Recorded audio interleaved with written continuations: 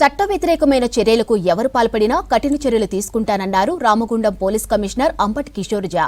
పెద్దపల్లి జిల్లా Godavarikhani 1 town PS పరిధిలోని సమస్యాత్మక ప్రాంతాలను ఆకస్మికంగా తనిఖీ చేశారు. కార్మికులతో మాట్లాడి వారి సమస్యలు తెలుసుకున్నారు. సింగరేణిలో బొగ్గు, ఇనుప వస్తువులు చోరీకి గురవుతున్నాయన్న సమాచారంతో తనిఖీలు నిర్వహించినట్లు తెలిపారు సిపి అంబటి.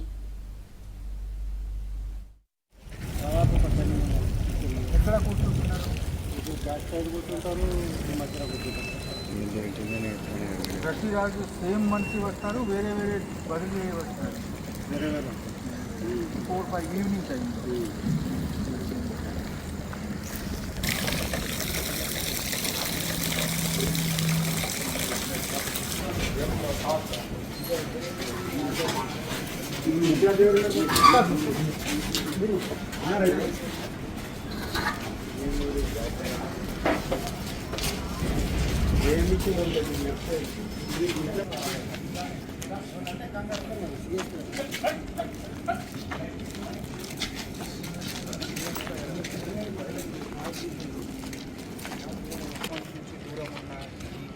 ఆ ఏరియాలో సడన్గా అట్లనే ఊరు పక్కన మనం వెళ్తూ ఉంటే వెంటనే కొంచెం ముందు